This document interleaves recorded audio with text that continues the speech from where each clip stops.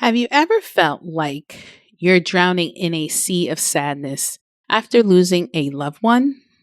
Buckle up, because we're about to embark on a journey to explore the inner voices that know what you need to heal. Stay tuned. Welcome to Overcoming Grief, a show for women experiencing profound grief and looking for support in healing and transforming their lives. If you are ready to heal after a loss, create a new self-identity, take responsibility to do the hard things, and get massive results in your life, this show is for you. Now, here's your host, Master Grief and Life Coach, Sandy Linda. Hello, creative humans. How are you doing today? If this is your first time, welcome to the show. It's good to have you with us today. A special thanks to those who continue to support and listen to it. I understand the hardship and loneliness of grief journey, but you are not alone. I'm sending you all my deepest empathy and wishes for healing as you navigate this challenging path. When we're grieving, it's easy to get caught up in what we want in the moment. We might want to escape our emotions or distract ourselves from the pain. But what we want isn't always what we need. In fact, focusing on our wants can actually hinder our healing process. Let's talk about why it's important to recognize our needs for better healing. In the darkest moments of grief, it's easy to get lost in the sea of emotions and grab onto anything that offers a sense of comfort. When we are feeling down, we often seek comfort in things like our favorite food or work to distract ourselves. But as we navigate the uncharted waters of grief, it's crucial to figure out between what we want and what we need. Wants can be sudden and sketchy, providing a brief escape from our pain. Needs, on the other hand, are the essential elements that help us build a foundation for true healing and growth. In the context of grief, understanding the difference between wants and needs can be crucial for healing. As performance leaders, we often put others' needs before our own, neglecting our own well-being in the process.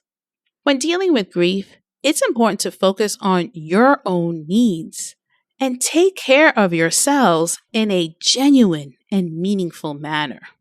The problem is, there's no one-size-fits-all guidebook for navigating grief. We are often left to figure it out on our own, relying on trial and error to find what works for us. I know this from personal experience.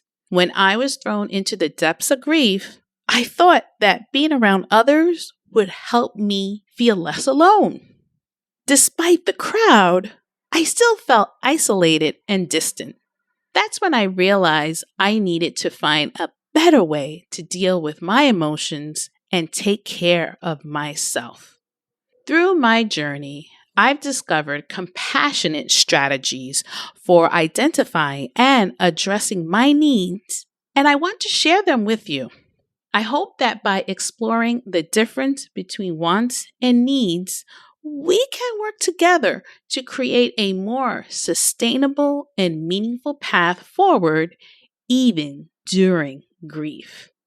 As I explore this complex and often challenging topic, I want to introduce a crucial difference that can help us better understand ourselves and our needs during this time.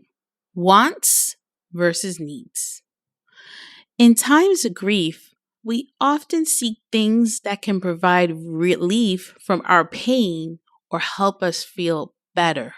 But what we want isn't always what we need. And it's essential to recognize the difference between these two concepts, especially when you're dealing with something as profound as grief. What are our fundamental needs during this time? I like to introduce a simple yet powerful tool to help you remember your 5 essential needs.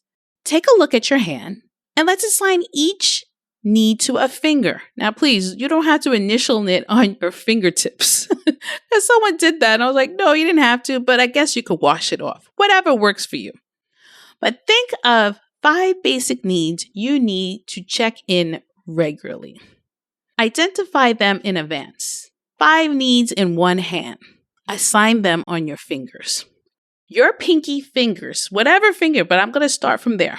Your pinky finger represents your physical need, taking care of your body and physical well-being.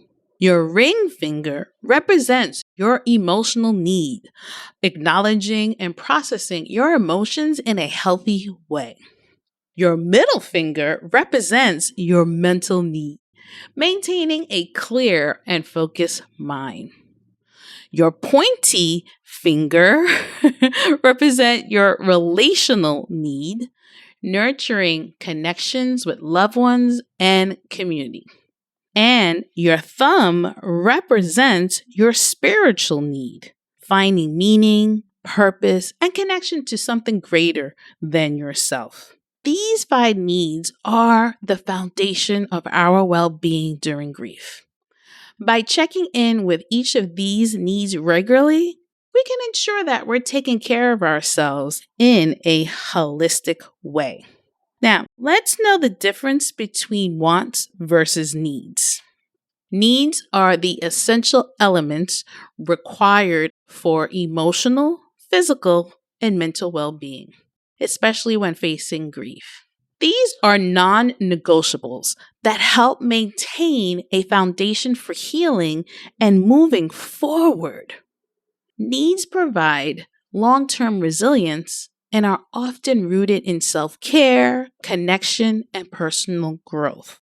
Wants, on the other hand, are desires that can add comfort, pleasure, or temporary relief, but are unnecessary for survival, for healing. While wants can bring moments of joy or distraction, they often don't contribute to deeper, sustainable healing and grief. While indulging in wants isn't wrong, we all need joy and distraction sometimes. It's important not to neglect needs. Needs provide the deeper, more sustainable care that foster true healing and growth. And there was a famous quote that my friend used to say to me all the time. And he would say to me, it's not what you want, it's what you need. Remember that phrase. And that brought me to do this episode because I'll never forget that phrase. It's not what you want, it's what you need. Before we dive into the actionable advice, I have a quick ask. Would you take just 2 minutes to leave a rating and a review of this episode? Your feedback is invaluable to us as it not only helps us to reach more people who may benefit from our conversations, but also gives us insight and motivation to continue creating content that resonates with you. Simply share one key takeaway from our conversation today and let us know how we can continue to support and inspire you in the future. Your input makes a huge difference, and we are grateful for your time and consideration. That was just my little promo, and now back to actionable advice. So, your first basic need is sleep. Sleep is essential for our physical and emotional well-being. And so physical is on your pinky and your emotional is on your ring finger. When we're grieving, it's common to experience disrupt sleep patterns. But getting enough sleep is crucial for regulating our emotions and processing our grief. Here are some practical tips for checking in on your sleep. Establish a consistent sleep schedule. Create a relaxing bedtime routine. Limit screen time before bed. Consider sleep aids or natural remedies, But always consult with a doctor first. And if all possible, journal before bed to process your thoughts and emotions, or read something that will allow you to release the day and go to sleep. The second basic need is water. Hydration, H2O. Dehydration can provoke feelings of fatigue, anxiety, and depression. When we're grieving, it's easy to neglect our physical needs, including hydration. Here are some practical tips for checking in on your hydration. Set reminders to drink water throughout the day. Keep a water bottle within reach and in plain sight. Track your daily water intake using an app or journal. Incorporate hydrating foods into your diet, green salad, vegetables.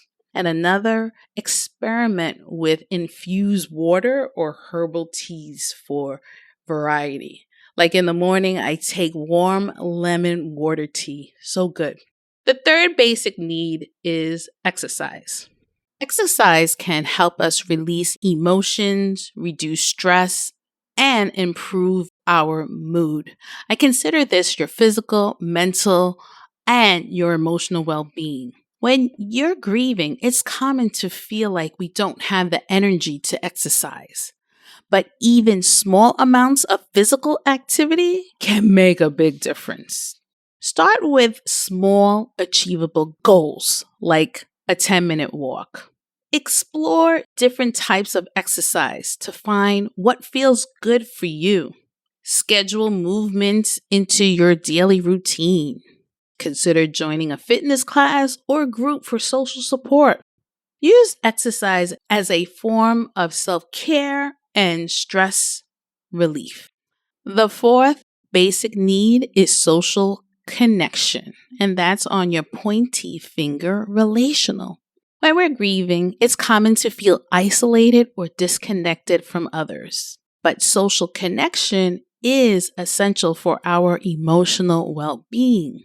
Here are some practical tips for checking in on your social connections. Reach out to one trusted friend or family member that understands the grieving process, a grieving advocate also. Join a grief support group, either online or in person. Schedule regular video calls with loved ones. Engage in community activities or volunteer work. Practice vulnerability and honesty about your needs with others. The fifth basic need is meditation, and that's your spirituality. Whether it's meditation, reading your Bible, or grounded walking. When you are in the depths of grief, it's common to question the very foundation of your existence. Losing a loved one can shake our beliefs to the core, leaving you dealing with profound questions about life's meaning, your purpose, and the nature of faith itself.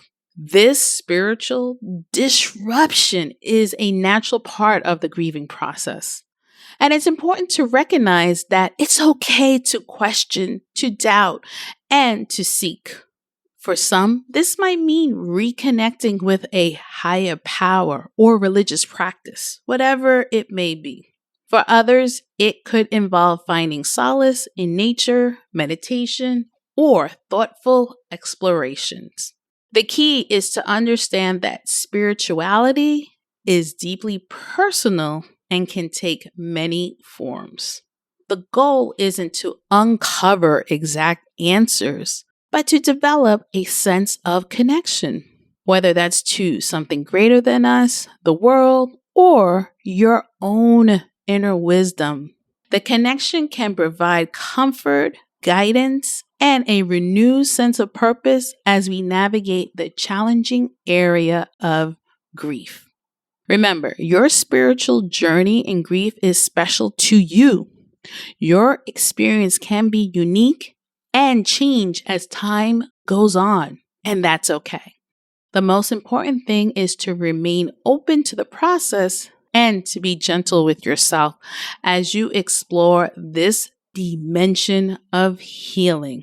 And there you have the 5 healing hands of 5 basic needs for your grief journey. So this episode focused on the key difference between wants and needs in relation to grief. We discuss how wants can provide temporary comfort or distraction, but often don't contribute to deeper, sustainable healing.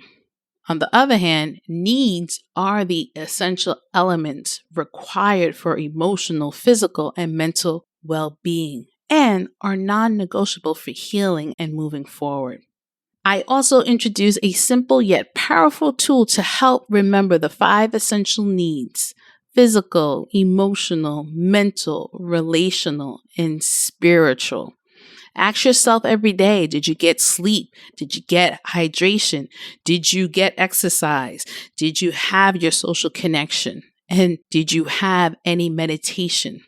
The key takeaway from this episode is that recognizing and prioritizing our needs is essential for healing and growth during times of grief. By checking in with each of your 5 essential needs regularly, you can ensure that you're taking care of yourselves in a holistic way.